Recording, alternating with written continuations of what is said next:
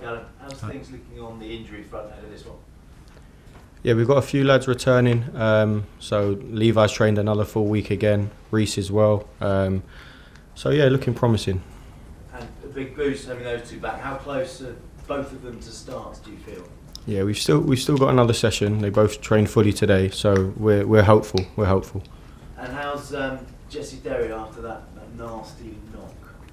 Yeah, I spoke to Jesse's dad the night it happened. I spoke to him yesterday. I spoke to the family yesterday as well, and it's positive. It's really positive. I don't have the knowledge or the insights to go into massive detail, but all early signs are really positive. Such a difficult one for him. So he's shown so much positivity, hasn't he? Yeah, it's really disappointing. Obviously, there's as long as he's healthy and like it's the way it's looking now is all that really matters. But it was great to give him his debut. I worked with Jesse at the under-21s. He's had a fantastic season. He's not going to be available for us from now to the end of the season now. So it's an abrupt end to his season, but amazing for him to make his debut. And I think he showed in that first half his quality and what he can bring to this team. You've had a bit of time to analyse the Forest game, a disappointing performance. How do you explain it to the fans who are disappointed, some angry at what they saw? Yeah, I completely understand the feelings. We are as disappointed and as frustrated as they are. I put it down to probably not responding well enough to the early setbacks that we had, and we need to be much better in those moments. It's happened before, and it's something that we will address and try and improve for the upcoming games.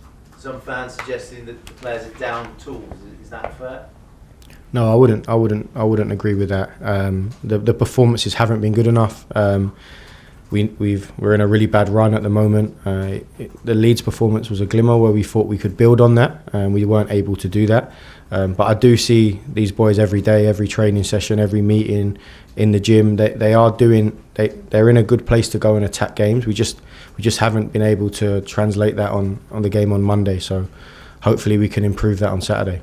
And is the supporters' unrest off the field filtering through the atmosphere at the stadium? Does that affect the players at all?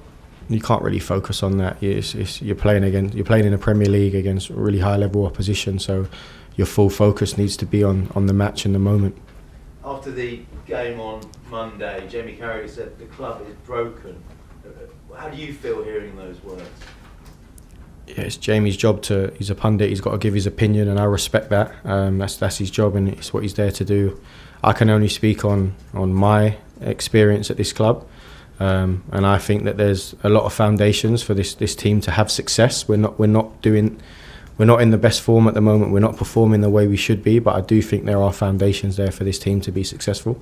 And is European football key for those foundations? And how determined are you and the players to deliver it?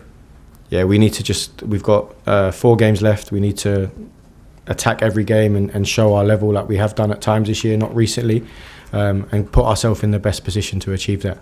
From a personal point of view, are you able to enjoy this period at all? Some people saying it's a poison chalice. How are you finding it? Yeah, it's a challenge. It's tough. You don't like losing games. No one likes losing games of football. But I'm enjoying the challenge. I'm embracing the challenge, and I've got a job to do and try and support the players and give them the best platform to win football games. It's my job. So if we win, I'll enjoy it. If not, I'll just like everyone else. I'll be frustrated and angry. Thank you. Thank you. Thanks, James. Roger. Hi, just going back to the Forest game, you said that the first 15 minutes was unacceptable. How do you go about ensuring that doesn't happen again? Is that down to you? Is it the players' collective responsibility? And do you feel empowered to sort of lay down the law to the players if you're not happy with what you're seeing out there? Yeah, it's down to all of us. I can be honest and open, and we review the game. We made some big mistakes in that first 15 minutes, and Nottingham Forest punished us. And you can't do that at this level. You can't do that against teams that are fighting for their lives to stay in the league. And especially the form we're in, it hits us a little bit harder. The confidence isn't there to go and bounce back. But regardless of that, at any level, you can't make the mistakes that we did in the first 15 minutes. And we've reviewed the game, and we're going to do our best to make sure that doesn't happen again. You're coming up against a side that had a similar start in their match, their last match. They were 2 down inside 15 minutes or so. Do you feel that, given that their results and perhaps the defence of their title hasn't been what they've expected, are they a team? Are they in a similar boat to Chelsea at the moment? They're a really good side. Got a lot of good players. There's a lot of threats that we have to be aware of. We also have a lot of good players, and we're just focusing on ourselves at the moment and making sure that our performance levels are at a higher level than what they have been. You talked about attacking the last 4 games you have of the season. One of those, of course, is a cup final. Do you see this as an opportunity to at least build some momentum after a run of defeats that you've had going into that final, which will be a crucial game for you? Yeah, we want to turn it around. We know that the standards that this club has set, we aren't meeting them at this moment, and the only thing we can control is how we behave and act every single day, how hard we work to turn that level of performance around. How much is the squad thinking ahead? It's difficult to ignore, and everyone says they take each game as it comes. But with a cup final coming up, is there half an eye on that? Do the players be fully focused on the challenge at hand in the league? We haven't spoken about the cup final. We've spoken about what we have to improve from the previous game and looking ahead to the next game. So we're not looking that far ahead. Not the case that the players are playing for places, perhaps, in that cup final this weekend. They're always playing for places. We've got a team full of internationals that we can call on. So there's always competition for places at this football club. Thanks, Roger. Thank you. John? Okay, you touched on it there. It's hard to explain performance on Monday night. Is it a mentality thing, would you say, with the players? I think that you could look at it in many different ways. I think we definitely have to show a stronger mentality to recover after the early setback. 1-0 down, 3 minutes into the game, you can recover that situation, especially with the talent we have on the pitch. So, yeah, I would say we have to recover from those moments a lot better. And would you say the players now owe it to the fans in the final 4 games of the season, to pitch up and actually show some desire for the supporters who are, I think it's fair to say, angry at the moment? What's your question, sorry?